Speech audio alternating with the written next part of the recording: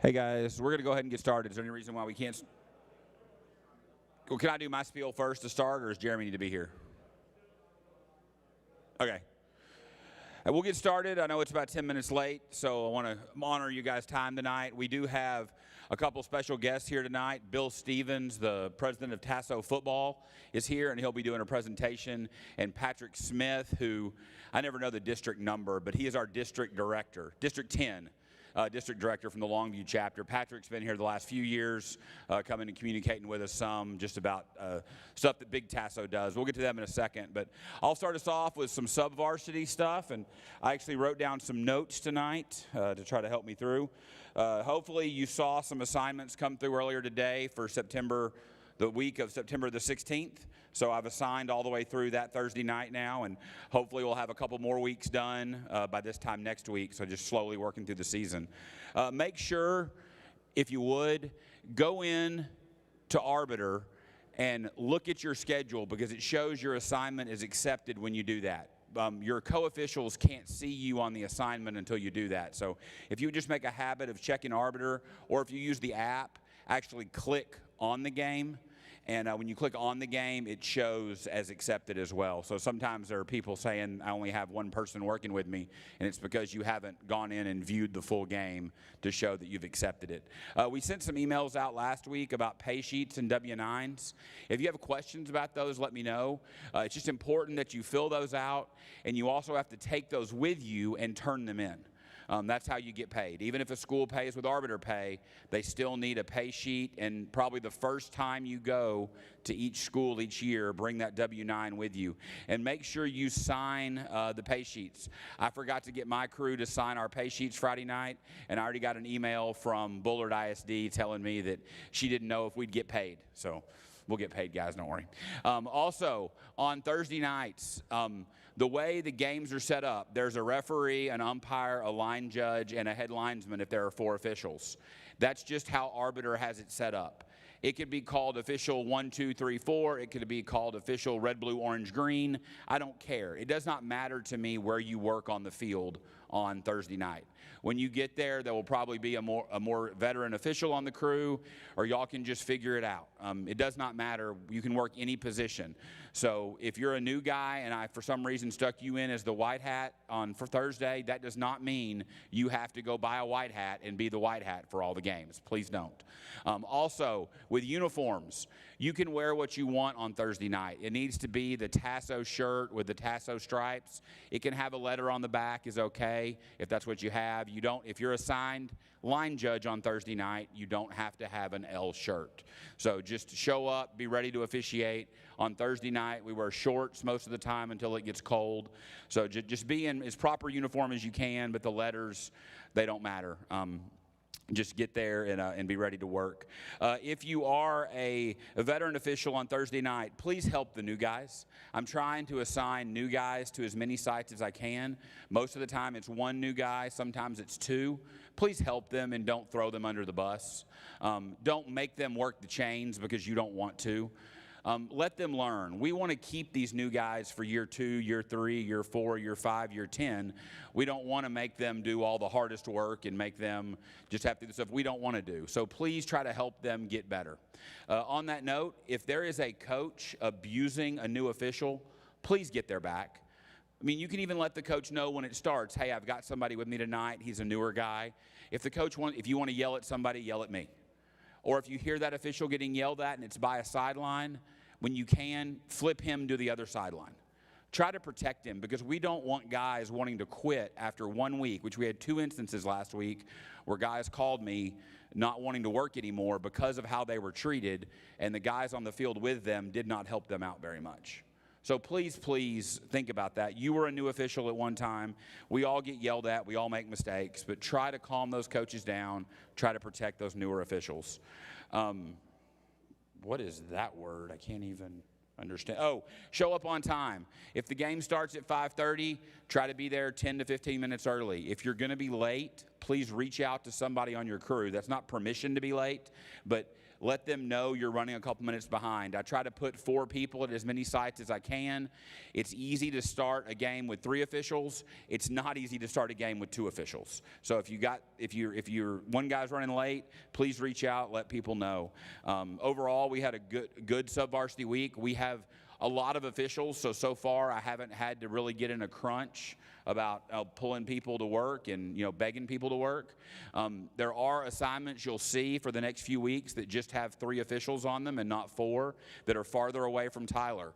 And that's because the closest officials I have left live 40 or 50 miles away from that site.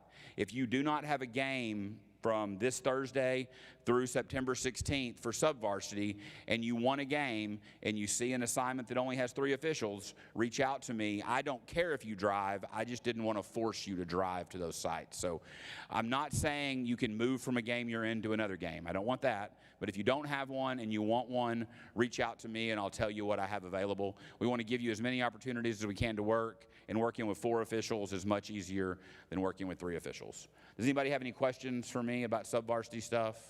Any issues with arbiter? Anything? I try to honor your blocks, although some of your mileage blocks are ridiculous. So I can fix those, though. Who's next? You next? If you're done. I guess I'm done. Only after you're done. I finished my notes, I think. I think I got everything. Okay, good. We write some for me next time. All right, so we had a good first week. We did get some feedback from coaches, and when I would say feedback more than criticism or critiques, we got some very limited, but overall very positive and just constructive opportunities or questions around rule clarification or application. So great job to all of you, crew chiefs and crew members. And overall, it was a good start to the season. So hopefully you feel that way coming off the field Thursday and Friday night. So let's had a couple questions around huddle. There's some of you that are not set up for huddle, so let me know if you are not getting your film from your crew. I think we have a couple on some crews that we got corrected today, and then if there's anyone else, please let me know. We also got film from at least one film from every game a varsity game that we officiated either Thursday or Friday. So that was a good win, and I got those out to you. I think most of them went out over the weekend. I think I got all of them out over the weekend, so you're able to look at that. Terry, are you here? Terry Meebane, is he in here yet? Okay, I knew I saw him, but as an example, he had a game on Thursday. We got film in Thursday night, got it out to him, and they were able to watch some before their game on Friday. So that was huge for them as a new crew coming together. So I'd encourage you to use that. It's definitely our best tool to get better as officials, and coaches are really accommodating and providing that to us. So make sure we put it to use. Lastly, I have a chain crew opportunity in Waco on Friday night. Anybody want to go to Waco? Yeah, so we have a crew going down to work in the Waco-Conley, Waco-La Vega game. Good opportunity to go see some good football. So if you're interested in that, the schools are willing to pay for the mileage to get you down there, and that $75 fee for the game. So please reach out if you have interest in helping that crew. I think Todd Taney's crew is going down to work that, so you can kind of team up, and he'll get you involved in the game, involved in travel, so we all travel together. I think that's all I have. Just be ready for week 2. Most of the assignments through week 6 are out there. If you have any changes, please let me know. Oh, real quick, sorry. I don't want to say this word, but be flexible. We're getting changes or at least adjustments to schedules due to COVID and the impact there. So be aware of that, be flexible, and just know as soon as I get communication, you will as well. But just be flexible and know that there may be a change. That's it. Thanks, guys. I think y'all are next. Oh, Lance. I guess Lance might introduce you.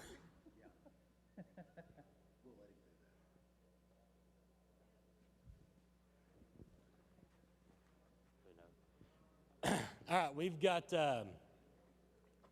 two guests with us tonight that's going to speak and kind of take over some of the training side of it. They've got some good information to talk to us about to keep us all kind of on the same page across the state from chapter to chapter. They visit their chapters regularly And we've got Patrick Smith with us. He's our district director from the East Texas chapter. He's here. He'll speak for a little bit. And then we've got Bill Stevens here, who's the president of Tasso, our representative and go-getter from the Houston chapter. He's got a ton of knowledge. He's a official himself on the football field. You might have seen him work a couple of games. So does a very good job, very knowledgeable, and I've known him for a little while. He's a good dude, and he'll talk a little bit as well. Anything crazy from this last week's game that anybody wants to talk about? Anything at all? No major issues, mishaps, anything like that?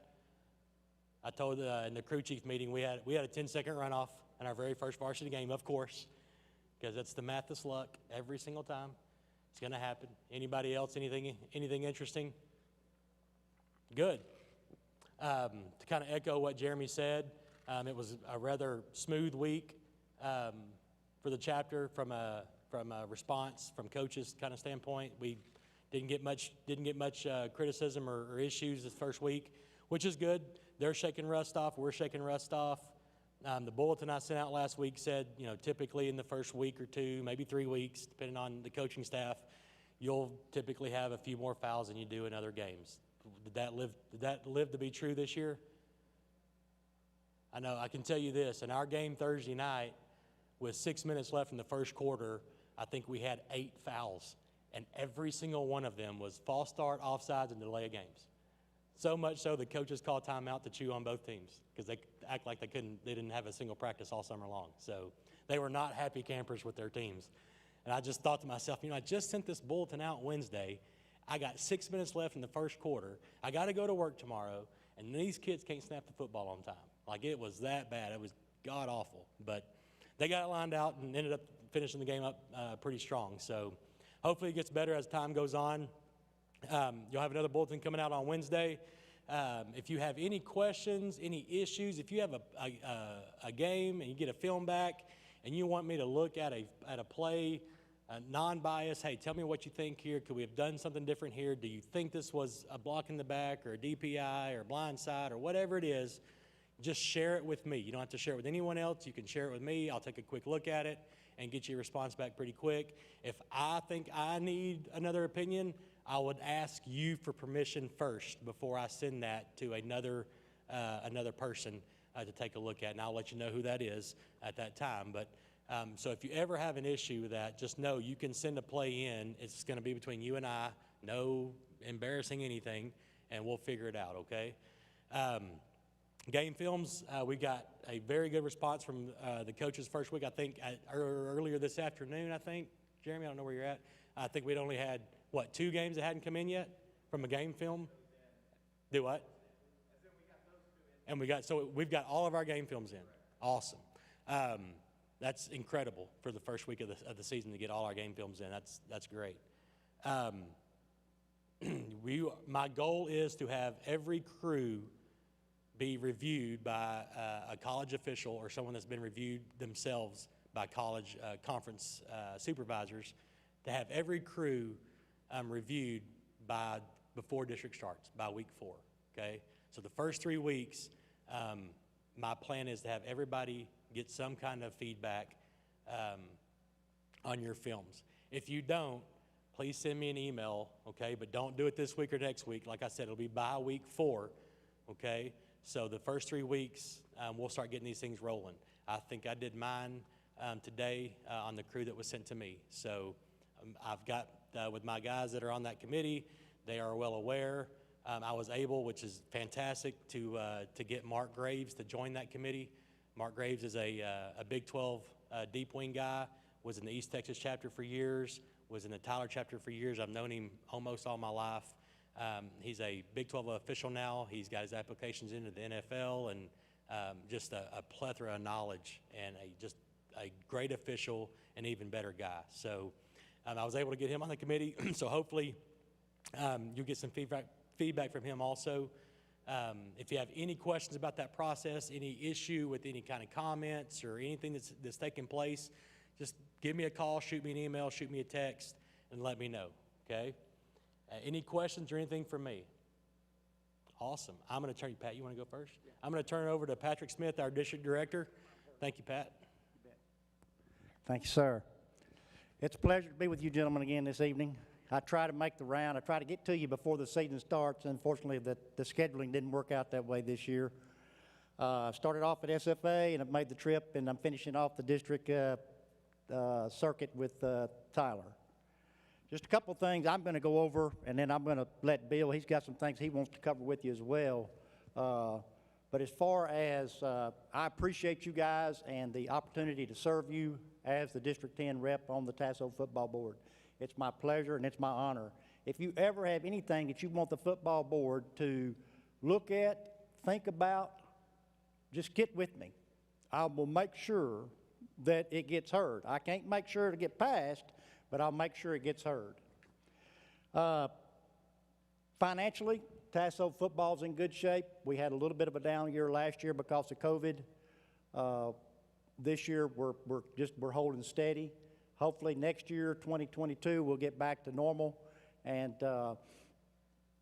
COVID will be behind us. Of course, I said the same thing last year, and we're right back in the middle of it. Tasso policies, ethics policy. The Tasso Football Board takes seriously these policies.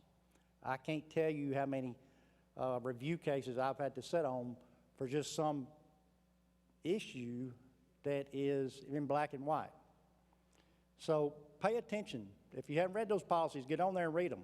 One I want to call your attention to is vendor relations or business interactions. If you have a business relation or some type of vendor relation with one of these schools, you need to state in writing to your chapter leadership that relation exists. There are ramifications if you actually call those football games for those schools. There are ways to get out. I mean, there is one opportunity, and that is both coaches must agree, and both coaches must agree in writing. Social media policy, once again, you're on Facebook. The biggest thing we're seeing is people, once again, you're checking in at a stadium. Don't check in. Not a need for it. And don't let anybody know of your assignment. We've even seen some where people are telling us where they're fixing to go. Don't let anybody know where you're going. Conflict of interest. If you have a conflict of interest, once again, this goes along with ethics policy. It needs to be in writing. You need to provide it to your chapter leadership. We revamped the way we do these things. Prior to, it went to the complaint. Normally it's handled by the chapter level. And then if the chapter, you decide you don't agree with the punishment that's issued by the chapter, then you have the right to appeal to the Tasso Football Board. The process now is we no longer handle it as a complete board. We actually split this up into review committees of 2 or 3. If something happens out of District 10, I'm probably not going to serve on that review committee. So, and then at that point, the punishment will be issued. If you disagree with that punishment at that point, then you may once again appeal to the overall Tasso Football Board. If you don't like what's stated there, you have the opportunity to appeal to the Tasso Board. So just be aware, and if you got questions about how the process works, I'm available, and I'll help you go through the process. The Membership Review Committee. The 2 biggest issues we have with when you make application to call Tasso Football, whether it's as a new member or one renewing, is the fact that you have failed to report something or we have a failure to disclose something. Guys, I can tell you the MRC will not take your case up until you have every piece of document that they want. Once they receive every document that they want, then they'll take your case. This may take 6 months, it may take 7 months. You may miss a season of football. The MRC is out of my hands. I can't do anything whatsoever. I can make a telephone call, but the MRC can share no information with me because it's a matter of privacy. So you will have to deal directly with the MRC committee, which is headed up by Bud Alexander. If you want to know how the process works, I can help you with that. If you want to know how the review process works, I might be able to help you a little bit in that regards. If you want to go through the appeal process, I can probably help you there and give you the direction you need to go. Excuse me. Travel policy, the travel policy's been changed this year. We no longer have that top tier ban. So anything that's 91 plus now is portal to portal. And we go back to the old travel policy of 3 cars, rider fee, meal allowance, and all those good things. Incident reporting. Incident reporting applies at all levels, 7th grade all the way to varsity competition. All targeting fouls, regardless of whether it's a flagrant or non-flagrant, require an incident report. The UIL is using it for tracking and statistical purposes. The other item that you'll have an incident report on is if you flag a coach, there has to be an incident report. Mike Peak, y'all have an incident report from Friday night? Tomorrow. Whoever.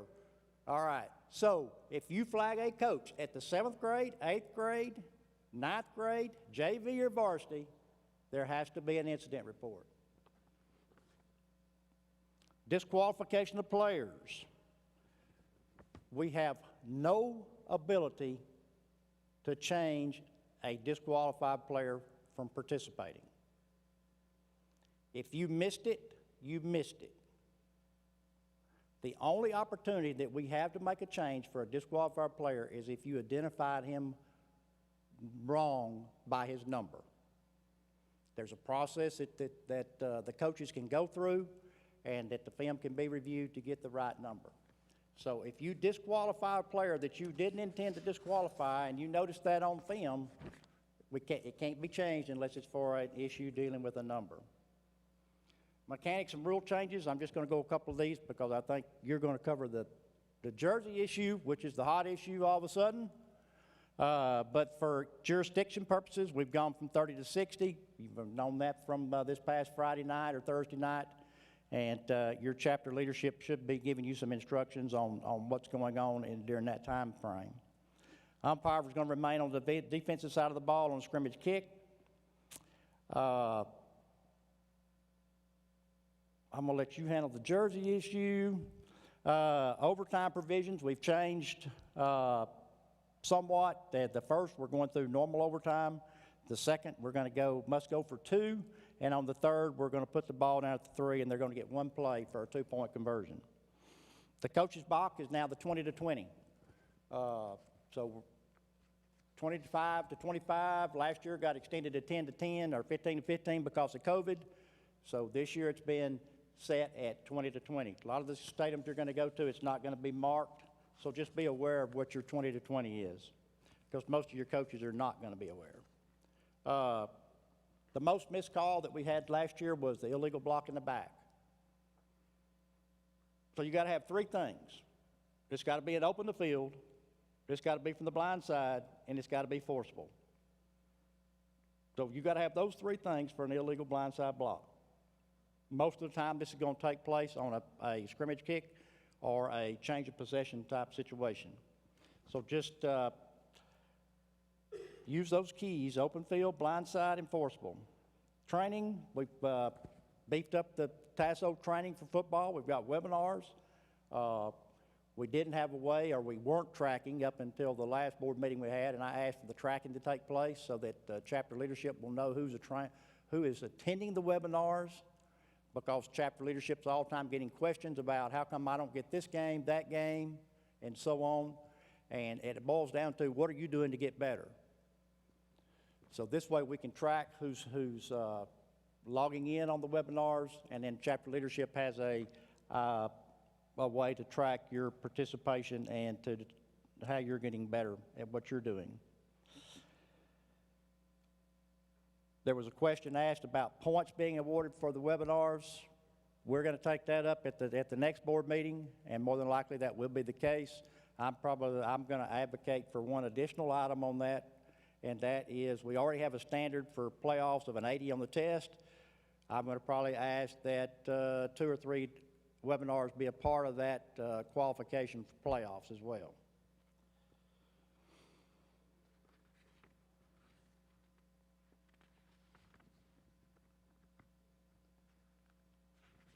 One sheet. COVID protocols. Here's another one everybody wants to know about, the COVID protocols. Basically, there are no protocols, all right, for schools. The TEA has not told schools what they need to do for COVID purposes, so therefore the schools are on their own. With us knowing that, TASO put together some COVID protocols for this year. The biggest protocol we have is that whatever that school requires, that's what you must do in order to call for that school. So if you're assigned to a school that's going to require you to have a COVID test before you show up at campus, then you have to go through the process of getting the test. CVS does them for free and meet the guideline and timeline that the school has set. As far as Northeast Texas goes, I don't know of a school one that's requiring anything, okay? So you guys just show up and do your ball game. The one thing that we do have in the TASO policy is if you do test positive, you may not return back to calling football until you provide a negative test. If you do test positive, you may not return until you provide a negative test. All right, that's all I got. We got any questions? Everybody's good in that regards? All right. Question?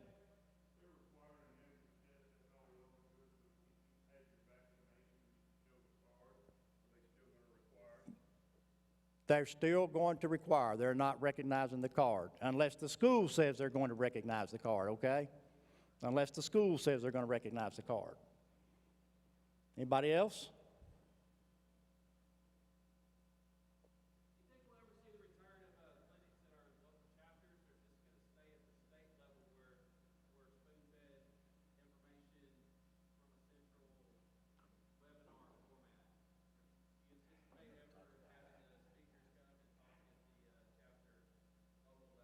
I believe that we will probably return the clinics back to the local level at some point. I don't know what that point will be. It will be discussed at the next board meeting for sure, because you're asking, and lots of others are asking as well. They would like for the clinic to come back out, and we would like for the clinic to come back out. I don't have a problem with that at all. So I would venture to say we are going back to a state meeting next year. It will be at Marriott Waterways in the Woodlands, where we were at 3 years ago, I guess now. So we will return back to an in-person state meeting. We had plans this year for an in-person state meeting, but it just got to the point where we had to make commitments so far in advance monetarily, and knowing that last year we lost some money monetarily, that we just couldn't make the commitment this year to have an in-person meeting. But as far as that going back out to the regional clinics and so on, that's probably going to come back to being a reality. Is that? So all of us this year were required to do the state meeting for our board, right? That's correct. All you had to do in order to be officially get on the field is to do the state meeting.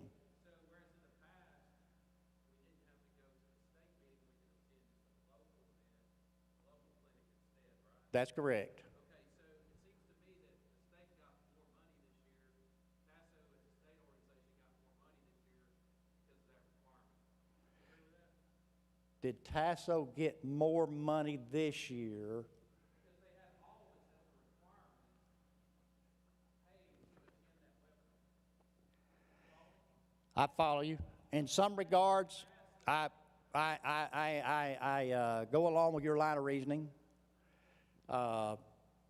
Knowing that we took, how big was the hit last year? Bill, you recall? A little over $20,000. We took the hit last year for $20,000 because of all the prior commitments that we had to make in order to do the state meeting, okay? So we ran a negative last year as far as TASO football. It just so happens we have a nice little surplus that's built up through the years. And this year, when we discussed doing the regional clinics as opposed, or the state meeting and so on, we didn't feel comfortable as a board making another commitment for another $20,000 that we may just have to give away. All right? So, did Tasso make more money than it has made in the past? To some extent, I agree with that. At the same time, one of the things that I wanted is I wanted money to come back out to the chapters, and I know you're not getting back what you normally get, but we at least are refunding back $10 for each member that attends the meeting, whether you attended in person that day or whether you attended it through the virtual clinic that's going on. Now, I know for Tyler, you're not making up what you normally make at your clinic, but you are getting a little bit back in order to offset that. Does that help?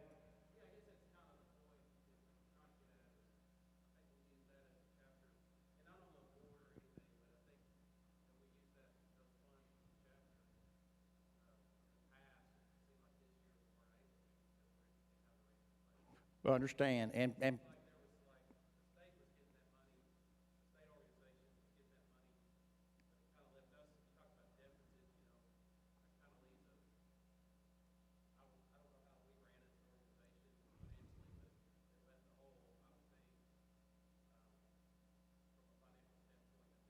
I'd say you probably ran $1,000, put you an extra $1,000 in the hole for this chapter based upon what I know what you make off your clinic and so on. One thing that people don't understand about what you make off that clinic that the Tasso Football Board allows you to have is that under our agreement and our contractual obligation that we have with the UIL is that we agreed that those funds would be used for training and so on. And now we have some chapters that aren't using those money for training and so on. You guys are doing it. I mean, you're spending it on huddle and so on like that. So one other thing, is that, we good there? Well, I'd just like to say we appreciate the state allowing us to have money. Okay, all right. I want, one thing before Bill goes, I want to cover something because this goes along with the jersey issue. Guys, you have to understand the relationship. The relationship is the customer is the UIL. A lot of us, and I did for a long time too, thought the customer was the school that we call for. That's not the customer. The customer is the UIL. So when you understand that aspect of this relationship, you'll understand some of the things that are fixing to be talked about. Because that's who tells us what they want called with regards to uniforms. It's their rule. They have employed us to administer their rule. You don't like it, I don't like it, Lance and I talked about it today, we don't like it, and I understand we don't like it, but it's not up for us to like. We didn't create it. The coaches actually created this rule. So it's our job to enforce the rule that the coaches have enforced, that have put upon themselves more or less. Any other questions with regards to anything you need out of me from Tasso? All right, once again, guys, it's my pleasure and honor to serve you. If you got anything that you want, get it to me and I'll make sure it gets heard. I'm going to turn it over to Bill Stevens, Tasso Football Board President. Thank you, Patrick, and thank you guys for allowing me to come tonight. The only reason I'm here is I want to try to get around and see and go to a chapter meeting of every chapter in the state over the next 2 years. My first year as president, and I think it's important for me to do that because I want to see you face to face, and I want to let you know how important you are to our organization, each and every one of you, and how important you are to Texas high school football. Without you guys, it doesn't work. And I want you to let you know that at least when we sit in those board meetings and we talk about things, you're still very important to us. Now, it may not seem that way when we come out with some of the rulings like we've come out with, like the regional rules clinics. And I did want to say one thing about those is they were never intended to be a chapter fundraiser or a chapter money maker. It was there to make to get for education, to get the rules out. So we are going to talk about it. There's a chance they could go away, but they may not. And one of the ways we were trying to offset some of that was with the rebate of $10 per person back to the chapters. But they are fairly consistent now because we've got, one meeting basically that's recorded, and that's how you get your educational requirements to call football during the year. So hopefully it's working better, and that's one of the reasons for the regional or for the webinars that we're offering during the course of the year. And we're also going to try to do some short video clips during the course of the season that we'll put out weekly or bi-weekly for you guys to be able to look at during the course of the season. So hopefully we'll get that way.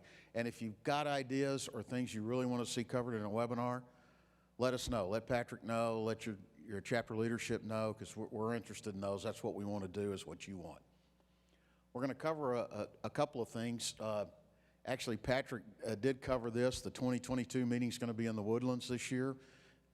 It'll be in late July, probably that third weekend in July, but we'll let you know for sure. I think we have it locked up, but when the contract's signed, we'll let you know for sure.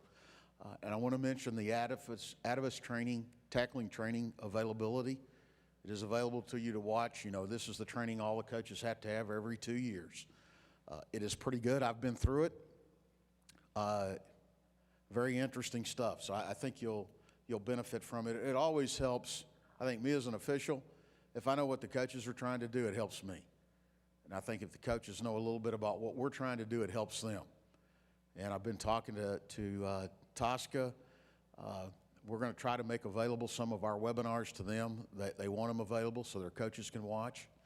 Now, referee microphone mechanics are not going to be too interested in, but if we have something on, blindside blocks or some other thing, they might be very interested in that. So we're going to try to make that happen with them.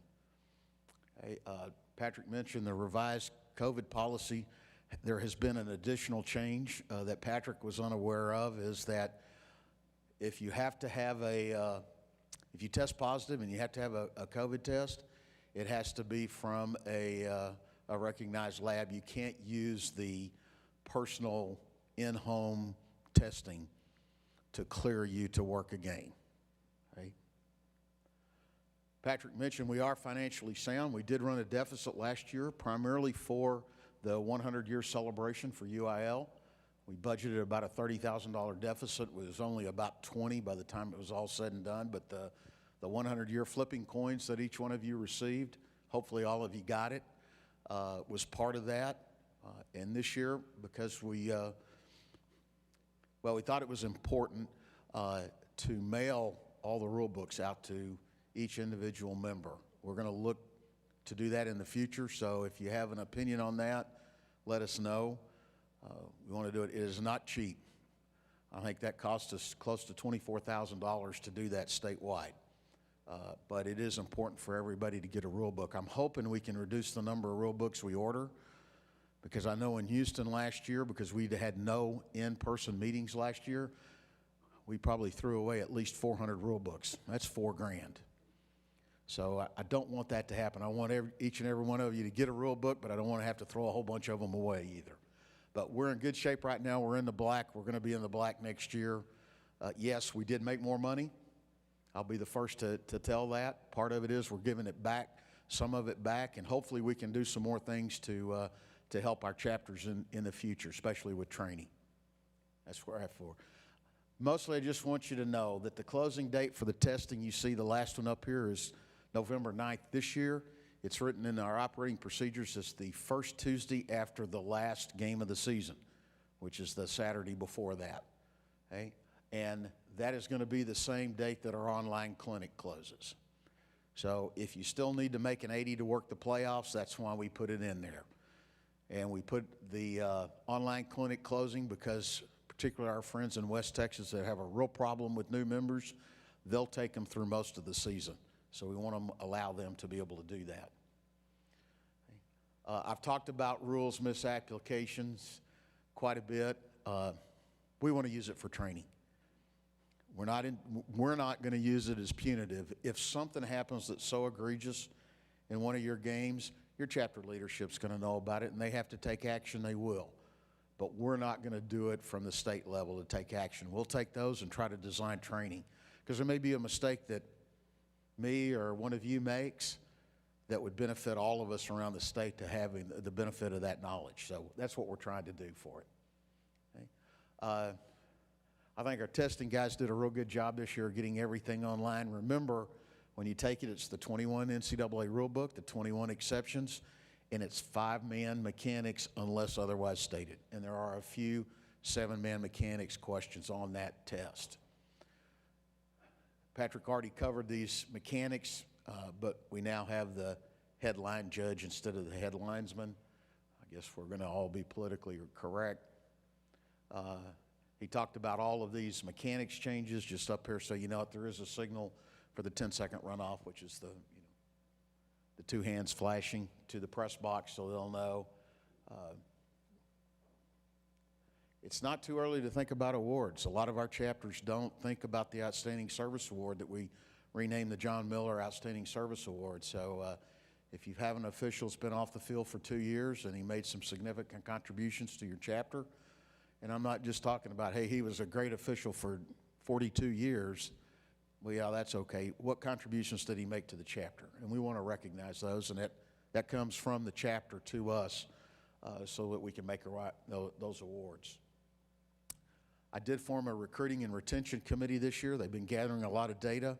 They're going to be making a report to the football board this fall, and hopefully we'll have some input for the chapters moving forward to try to help all of us with recruiting and retention. I know we're planning to spend some money on this to help out our chapters, but we're looking to the chapters to kick in too, and we'll be mutual partners in trying to get more officials to work with us. And one of the things you mentioned, we have a problem in Houston. I know I heard y'all mention it tonight too. Gosh, our veteran officials are causing problems for the newer guys on the field. So let's recognize that they need our help. I've talked about this. Patrick mentioned if you DQ a player, it stands. We can't go back and say, whoops, hey, he really didn't throw that punch, or there was only one, it was a shove, not a punch. We got to live with it. Okay, the only thing we can change is if there was a number misidentified, and there is a process for that. Pre-game, since our jurisdiction went to 60 minutes, the rules committee, and it were coaches that did this, said, hey, if you change it to 60 minutes and somebody does something during that time period, how are you going to identify them? They said, well, we're going to require that they put a number on them, but we're not going to put it on the officials to adjudicate, believe that or not, if you will. And they said, we're going to put it in the UIL football manual, not as a football rule. So the numbers are there for us if we have to take action against a player during pregame. The number can be on a jersey. It can be on the T-shirt. Does not have to be the same numbers on their jersey, just as long as they have an identifying number somewhere on the body.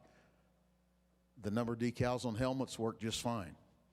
If they want to tattoo a number on the player's neck, that's okay too. We don't care where it is. If they do not have a number, there's nothing we do. If you want to write an incident report, be my guest, but you don't have to.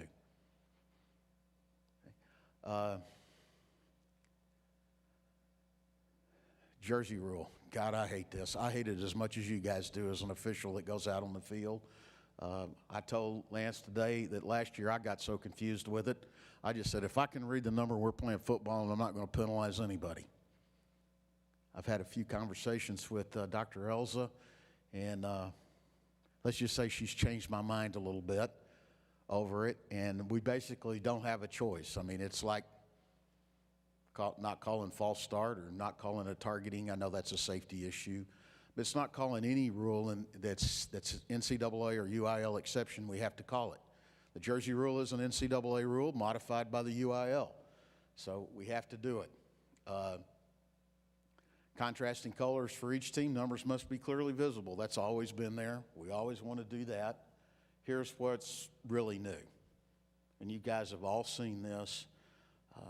It's harder to go. I know you've got one team, I think every district in our state has a team that has a black jersey with Halloween orange numbers, right? Everybody's got one of those somewhere, maybe here Gilmer, or maybe others. North Central Texas, you're going to see some pictures in a minute of Nocona. They've got it. Texas City in the Houston area has it. So we got a lot of those. Those are illegal jerseys because they've got a black jersey with an orange number, and orange has been deemed to be dark. And we're going to show you some more colors for it. It doesn't matter whether you can see it or not on the field from the press box. If it doesn't meet this new requirement, up here of for the home team of a dark jersey with a light number, then it's illegal. Now, there are situations, we had used as a home jersey already this year was a very light gold jersey with a black number, and the team wore it as a home jersey. I'm going to tell you right now, most of the golds have been deemed as light. When you see the ones we've already ruled on, it's light. So that was a light jersey with a black number, qualifies as legal for a visiting team. But for home team, it's illegal. If the home team wants to wear it at home, they got to get permission from the visitors to be able to wear that. And if the visitors come in a white jersey, you still got to have contrasting between the teams. And if you deem you don't, then they can't wear it. It's as simple as that. Or you're going to rule it is illegal. So there's still a lot of stuff going on here. Here's my hope. My hope is that this rule will get schools so mad that they raise enough fuss with the UIL will either change the rule, or the schools will realize we're tired of getting penalized on this, we're going to comply, we're going to make all our jerseys fit these rules and be legal. So I hope one of those two things happen. That's what my goal is with this. My second goal is, I promise you it will be discussed at the 2022 Rules Committee meeting, because we got to do something. I don't want us to be in this boat next year with it. I can't tell you what it'll happen or if it'll be an outcome, because I told your board, we got, I think, 3 officials that are on the Rules Committee. There are a lot more coaches on there, so they're the ones that are going to end up deciding what we do by majority vote. This is the first jersey we ruled on. I think maybe Lance might recognize this jersey. But the red jersey with a black number is illegal. Red is dark. Black jersey with a red number, still illegal. Okay, so you'll see a few more examples in just a couple of minutes. I've already told you what this slide says. They can do both wear dark, both wear light. They both have to agree.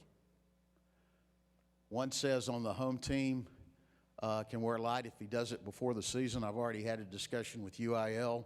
We're probably going to make, if this rule stays in place, we'll make an exception to that next year, but I wouldn't make a big deal about that. If you got both teams, coaches say that's okay with me, let them play.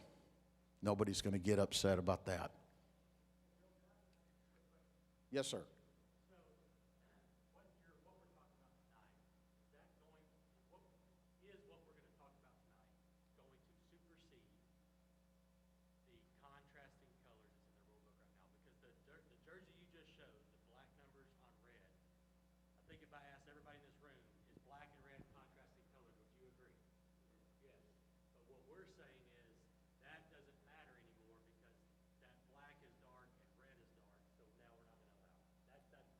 Well, that's the bottom line, but let me state it a little differently.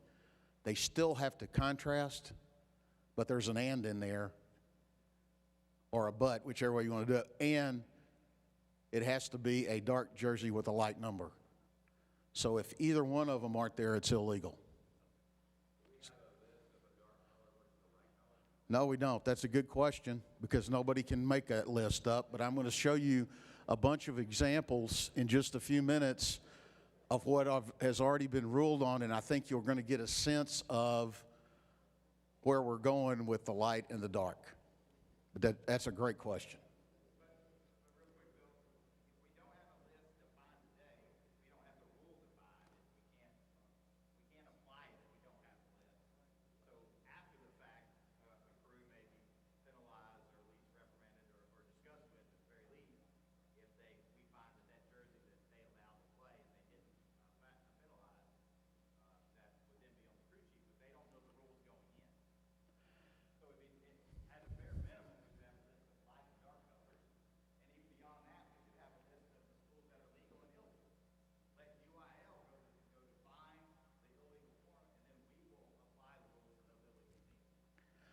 I've already made a suggestion, and I've been told they'll listen to it, but, you know, NCAA Division I, the conference decide what's legal and illegal jerseys. The officials don't have to. Right, Lance? Okay. I've made the suggestion that the DEC decides for each district. Now, it's still going to be inconsistent from district to district, but at least we would have a list and we wouldn't have to mess with it.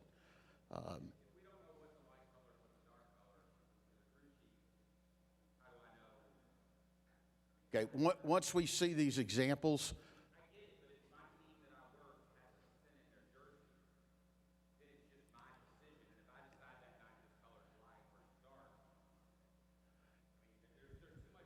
well, let me ask you this and see if this will work for you. If you show up, because we've already ruled on black and orange, and the team has a black and orange jersey on, then it's going to be pretty obvious that that's going to be an illegal jersey. If a team shows up in the red jersey with a black number, I think that's pretty obvious that's an illegal jersey. Hey, what?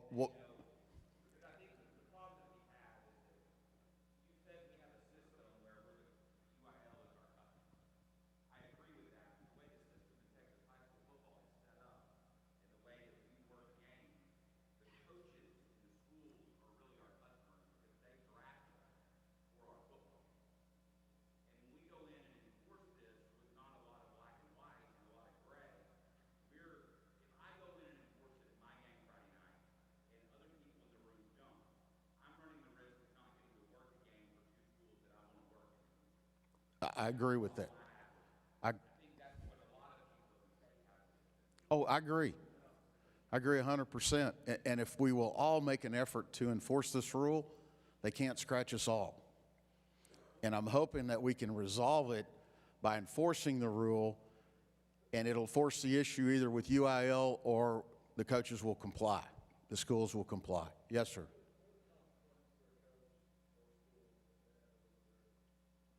The consequences are the penalty.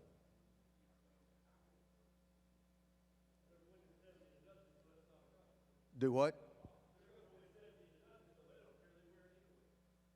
That's fine, but they'll get the penalty. Now, down the road, I don't know what that'll be if the UIL will change and they're going to do add a consequence. I can't dictate what they do. So.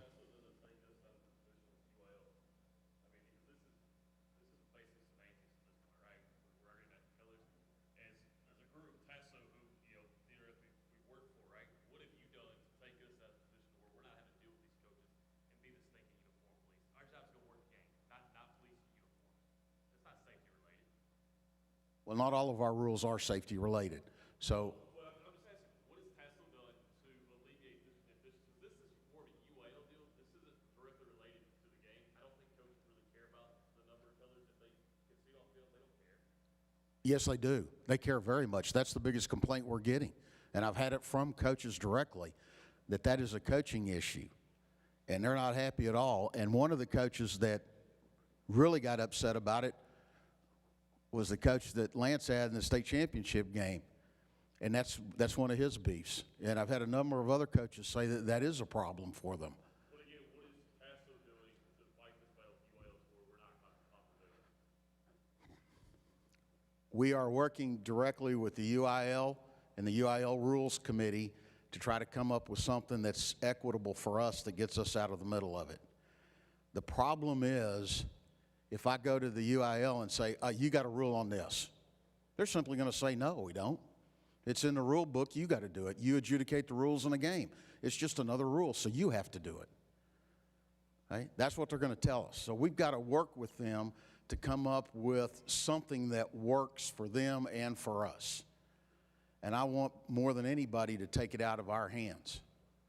I don't know how successful we're going to be, but we're certainly going to go down. We're going to fight hard to get it done. But I can't promise anything. I don't like it any more than you do. Hopefully we can get it out of our hands. They have been told multiple times that this light and dark stuff is bad. Bad for the schools, bad for the officials, bad all around. But it was basically UIL and the Coaches Association that came up with it years ago. So we're stuck with dealing with it right now. Listen, I want to add something to it. I take you back to what I told you earlier. Understand the relationship. Our contractual obligation at Tasso is to the UIL. It's not to the individual schools. The schools are a subset of the UIL. They get to participate in football because the UIL says they can. Okay? We get to call football for the UIL because we're the only organization in the state of Texas recognized to call football for the UIL. That's not for all sports. There are other sports that have different organizations that the UIL recognizes. So they're holding us to task on a rule that they have put in place.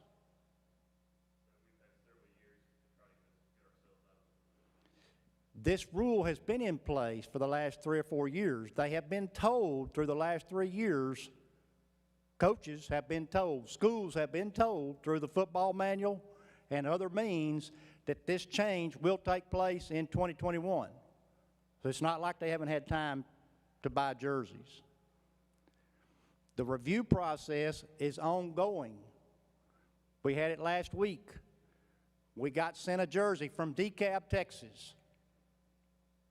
Black, orange, just like Gilmer. The committee ruled that jersey is illegal. The superintendent for DeKalb didn't like it.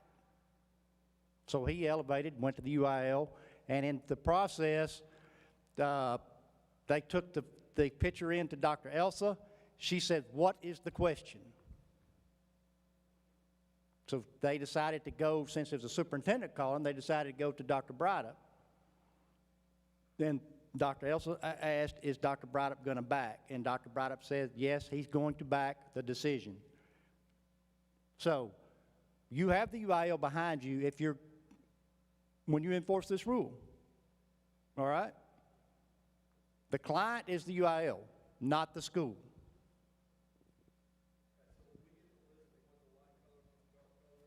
You're not going to get that list.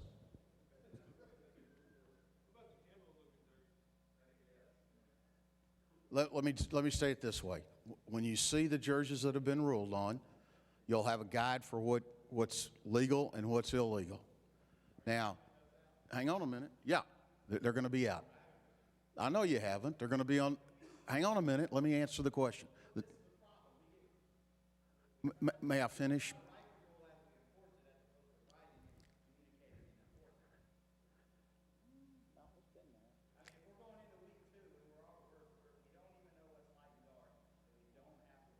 That's been the problem with this, that we've been trying to deal with the UIL because nobody can define light and dark, period.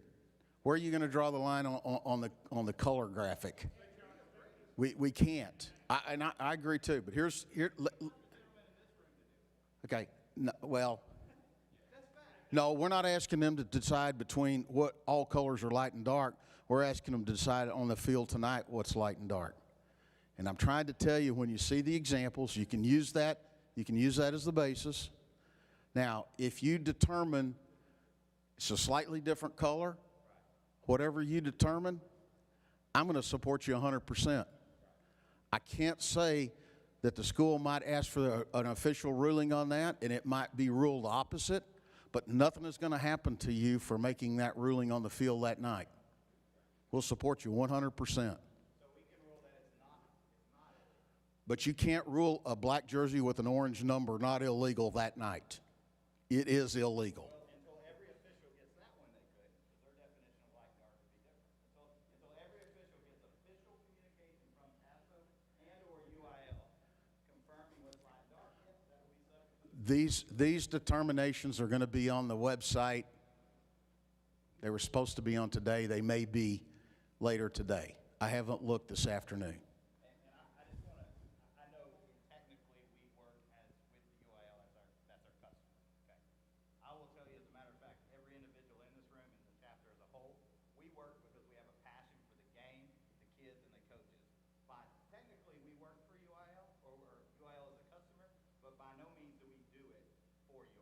Oh, I get it.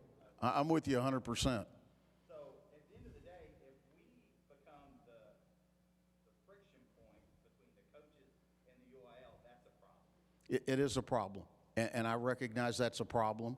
And if our officials decide that they're not going to do this the right way, then there's other means to take care of that problem.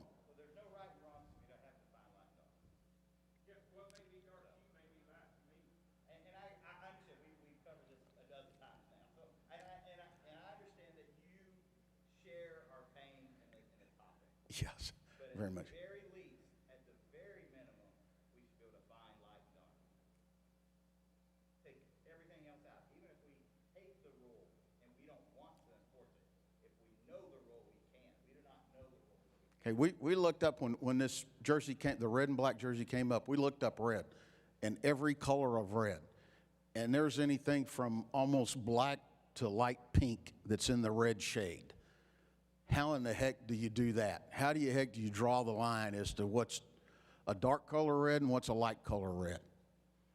And Patrick mentioned this, and I will tell you, maybe it's and I don't want to sound sexist here, maybe it's partly a man and a woman thing, because everyone that Dr. Els has looked at, there's two of them that I know of, but she looked at that black orange and she looked at the red black and she said, well, what is the problem here? Those are all of those colors are dark. What's the problem? Because she has a list. No, it's in her head. Exactly. It's in her head. But, you know, and I hate for this to sound this flippant, but after I heard what she was saying, I showed a bunch of them to my wife, and she did exactly the same thing on light and dark. So maybe we're not good enough to distinguish ourselves as men. I don't know. But And Bill, I want to say, our frustration is not with you. You are the representative. You are the face, and you get to hear it. I know, I get it. I just want to make sure you. No, I get it.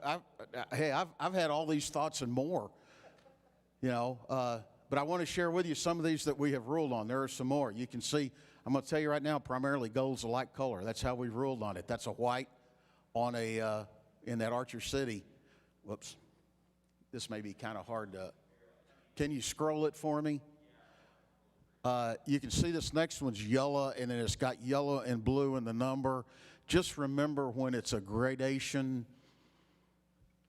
well, I'm going to show that in just a minute, but that's got all sorts of things. It's got a lot of dark in the number, illegal.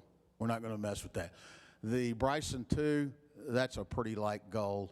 And you can see our orange and black. Every one we've ruled on has been ruled illegal. There's Burke Burnett. I think, keep going. There's Nakona that's going to show up here in a minute. They'll be later. The City View up here, this is an interesting one. This had to go to the full committee for vote on that gray. The gray was deemed light color. So that is a legal jersey for visitors because it's a light jersey with a dark number, the blue. Again, the dark blue and the darker gray, illegal. Okay? This was interesting with Wichita Falls Hershey. That blue was deemed to be light. So we've got a legal home and a legal visitor, you can see. Now here we're coming up. This is the Nakona jersey, what I call the black with the Halloween orange. Those are illegal. You're going to see more Nakonas that are illegal.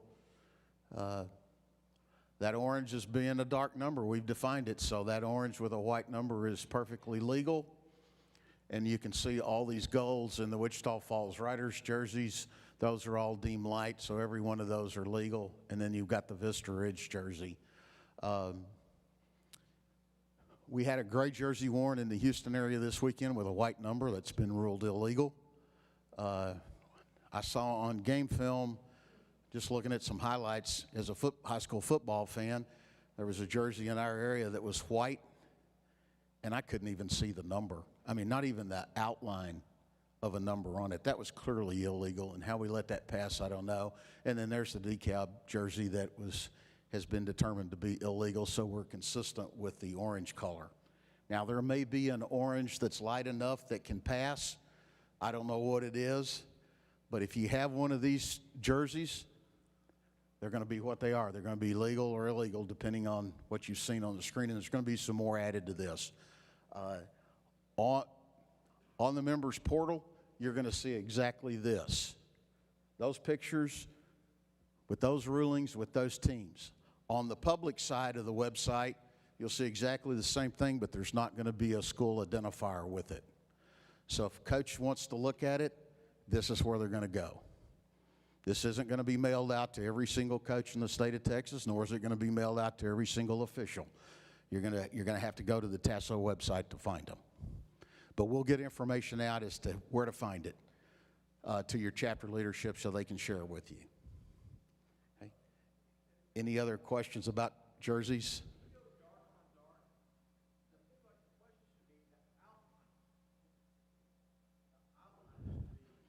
Well, that's one thing we thought about, and we may actually propose to the Rules Committee, because the Federation rule includes the outline as long as it's a 1/4 inch wide. So if the outline on it was white, like you have on that red jersey with the black numbers, Federation rules, that would be legal.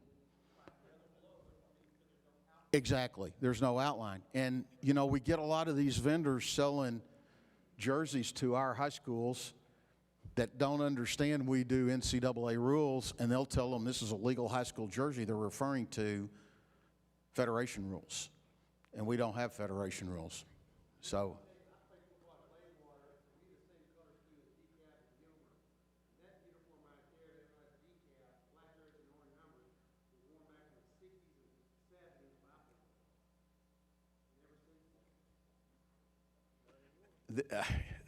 you know, this has come strictly from the coaches, because they get game film. A lot of them aren't using scouts anymore because of huddle. They're using film. And they're saying we can't properly game plan because we can't see the numbers. And so not just our high school coaches. This goes college as well as high school, and that's the reason why they put this rule in place. And Tosca and UIL got together and said, well, they did the light and dark to try to help out the schools, the financial burden, so they wouldn't have to go all white. But the Rules Committee has already voted that in 2024 season, all visitors have to wear a white jersey. It's at the bottom. I don't have a copy up here now. I could pull it up. But if you go to the exceptions under this rule, which is in, I think, 145, if I'm not mistaken, you look at the bottom of that exception, down at the very bottom of the page, you'll see that phrase in there. And unfortunately, that's where we expect all the coaches to go look at that and see that. But you know as well as I do what's going to happen in the 2024 season? Well, when was this rule put in? We have to have a white jersey, so we've still got a problem there, even if it goes to white and we get rid of all this other, you know, color business. But if they keep with the dark on light for the home team, we're still going to have a problem because they haven't addressed that issue. And we're going to, I promise you, it will be discussed. I know you didn't like my answer, but I promise you we will discuss it, and we'll try to do the best we can for our officials, because I want it too, for me, as well as you. But we all have to do it the same. We all have to adjudicate it. We're going to make mistakes. Okay, I'll make mistakes. I might call something light or dark, and I know I'll screw it up because I already have. But as long as you're trying to do the right thing, that's all we can ask. But just know which these jerseys are. Look at them. You'll see the pattern, I think, develop pretty easily as to what's light and what's dark. There's going to be some out there that are going to be different, you know, and you're going to have to make a call, but we'll support you 100%. Any questions for me? I know I've taken more time than I should have, and I apologize, but any questions for me? Any others? Thank you very much, and I hope all of you have just a great season. Let me say one thing before I finish. We do get a lot of comments from around the state about how come small chapters can't work state championship games. And every time I get one of those, I say, hey guys, look at Tyler. They're a fairly small chapter, and you guys worked, what, 3 state championship games last year? Is that right? So it's possible. You guys do a great job. You got very good officials, but it's because you want to do a good job and you're putting the effort into it. So I congratulate you on that, and thanks for having me tonight, and I wish all of you all the success in the world in this season. Thank you, Bill. And just kind of recap what Jeremy said earlier. He's got to be the bearer of bad news, even though he has absolutely very little, if any, control over what the UIL says, okay? I'll be sending out information or talking or sending out information with you guys regarding these jersey colors. We do have some offenders of the jersey issue that we're talking about right now that we call for on a regular basis, okay? So there'll be more to come in that on that account just as soon as we discuss it. But essentially what Bill is saying is, you know, we've got an issue, we got to take care of it, and we got to get on the same page with it. Again, we'll communicate with you guys moving forward as much as we can.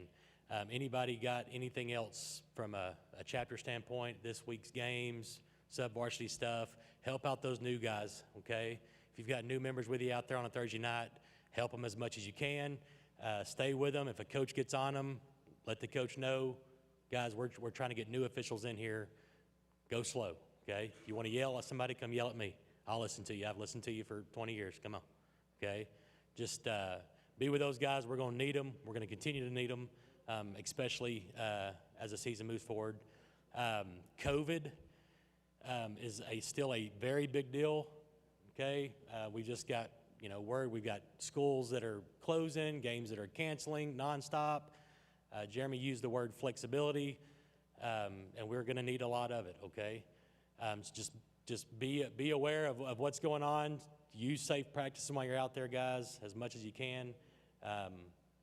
Just try to stay safe and be healthy. If you have any questions, you need anything, again, reach out to me, and we'll go from there. If you don't need anything else, guys, that's it. We do not have a meeting next week for Labor Day. No meeting next week for Labor Day. Y'all have a good extended weekend, guys. Call me if you need me. Thank you, gentlemen.